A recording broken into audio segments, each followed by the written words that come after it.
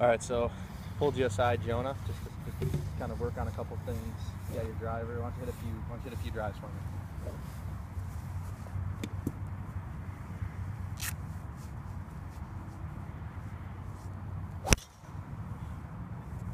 Obviously, just fine.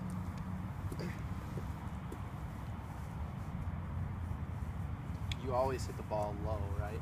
That's kind of what you do. That's your shot. Yep. So a good wind player, somebody who plays low.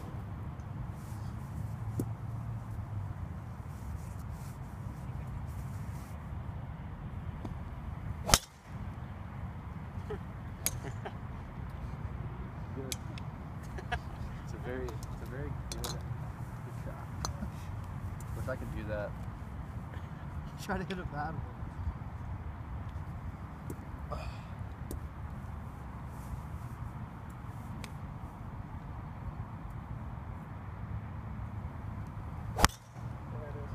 So that's the common miss for you, right?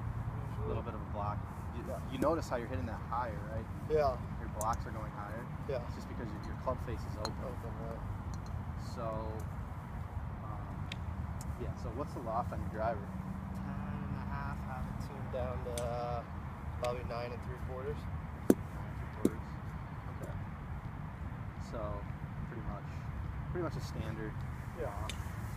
The different, a stiff shaft in the driver, right? So that could affect ball flight as well. But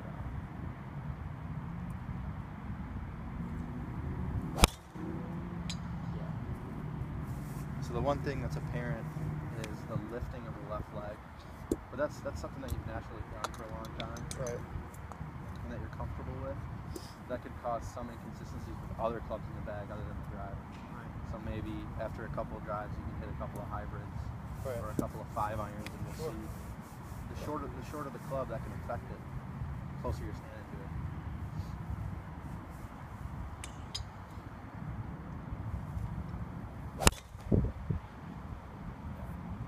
So very low. Ultimately, in the end, when you're coming through the swing, your club face is a little shut. Yeah. It's going to cause it to go lower, and it's going to cause it to maybe miss left. Your face, your club path may be going to the right a little bit, but the fact that your club face is somewhat closed is making it go a little bit left. Right. So that's one indication of hitting the draw. Some people have trouble hitting that shot. So should I do more body rotation and less with the hands? With that? I wouldn't overthink it. Honestly, it has a lot to do with just how much room you have, because you take the driver past parallel. Right. You even mentioned that at the beginning. Yeah. The more room you have, the more room. When I was talking with Trey, he was saying that more room for air, right? Mm-hmm. And that can cause a different variation of shots. So the last few shots you've been great with the driver. Want me to hit something else? I would say switch it up. Switch it up to about like a 5 iron or a 6 iron. 6 iron's perfect.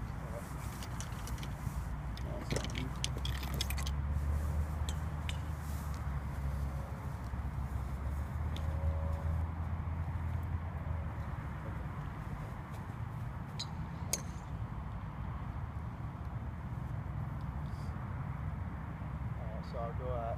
So we're gonna hit the what flag? The blue flag. Blue flag. Blue flag's 144 yards. So I might go a little further than that. I hope so. Great finish, good contact. But I gotta ask you, what is a miss with your iron that is different from a miss with your woods? Because your woods seem to be, maybe your miss is off a little bit to the right, but mostly to the left. I mean, I'm not gonna lie, I do have a double miss. I'll miss left and right. Okay. But for the most part, it's usually a weak block, and I'll leave it right. That's usually the case. Sure.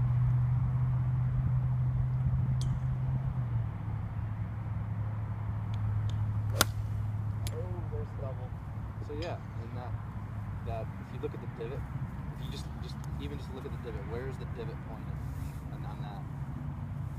It's pointed left of it. It's pointed, well, the divot's pointing to the right, and your ball ended up left.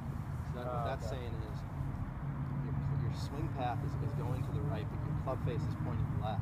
Right. So that's going to cause it to miss left. I think a lot of that had to do with, I noticed that you're rotating the upper body a lot. Yeah. A lot more than you would like to do.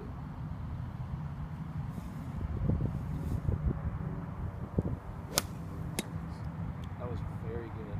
That's straight. Right this way. And there I just took. What did you do different? From what you said, with my club face being closed, what I try to do is somewhat hold it off, not necessarily hold it off, but hold it a little stronger with my left hand. What I noticed is if you watch Tiger Woods, I mean, you obviously have seen Tiger Woods up close. Right. He'll rehearse these swings where he's just kind of doing these slow cut-off swings right here. You know? Yeah. He's kind of cutting it off. What he's trying to do is he's trying to just get himself square with his club face into the path. So he's just kind of feeling it out. Sometimes he's doing it for cut shots. Sometimes he's doing it for draws. Yeah. But in that sense, he's really working on keeping the face the same way as where his swing path is going. He does that very well.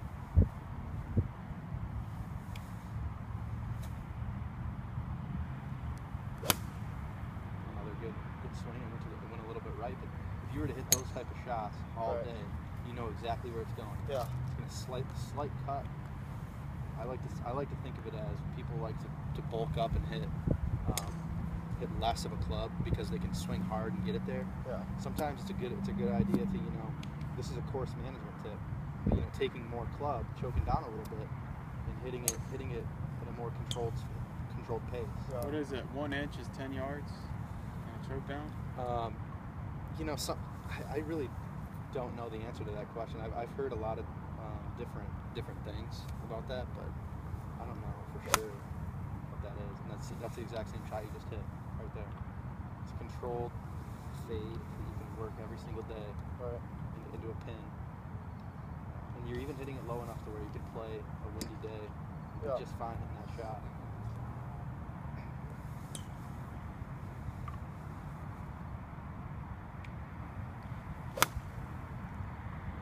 That went dead straight. That had no fade to it at all. I think you might hit that a little thin, but at the same time, if that's a thin miss for you, you can even notice your divot pattern. Look at you're going directly the same way. Yeah. And you're starting the golf ball in the same exact spot, and it's all down the line. It's a good shape. So, are you supposed to start your hips first or your hands first? No, your hips should only be rotating. Like so, like with the hands. So when I said you don't want to cast at it, that's one thing. The wrist action should always be a rotation, never a casting action. Same thing with your hips. If you start swinging your hips like this, then you're gonna start seeing shots go right every single day, or every single shot. If you can work on your hips being your body staying planted, like all the tour pros do this really well. The central part of the body really needs to stay central the whole time. It's kind of like the earth rotating on its axis. It's spinning around. So you're kind of just like this, right? But you're not shifting. The shifting of the weight can cause a lot of inconsistencies. So kind of don't even really when it comes to starting the hands first or the arms first, everything should start first at once. Okay. It should be all in a synchronous move. It shouldn't be, you know what I mean? Yep. So Rory McIlroy does like a double rotation of his hips, and you can see it when you watch him. It's crazy. He'll start his swing, and then on his downswing he's already rotating. He's coming up. He comes up. He comes up like this. He doesn't come out. He comes up, but he's rotating at the same time around his central part of his. If you were to put a stick on somebody's, like let me show you. If I were to put this. Swings. You don't have to swing fully, but when I'm doing this, he should never. His hips should not be going this way. They should be going around this way. You know what I mean? Pretend like there's a stick planted your body and you can't shift anywhere. Does that make sense? Right. So it's just this. I was thinking about it. Yeah, that's the proper move. Not any of this shit. No, if you start shifting, you're gonna start seeing. Think about where all the weight goes. Like that's I remember hearing from a very good teaching pro who did a seminar at my school, and he was talking about, his name was Dave Kendall.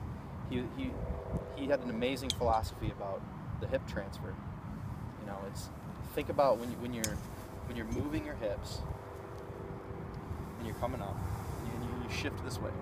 All of that weight is now on your right side. Where does it have to go? It has to go this way, right? Why load all the weight up on the right side when you can keep it central and have all that power in the central part of your body? You know, when you can rotate around it and just really rip at it. I mean, you don't even have to swing hard to get more power than, because some players who go this far, they can't get back to it. And all of a sudden they're lifting up and there comes the shoulders. There's no rotation of the upper body. Now you're looking at all kinds of different misses.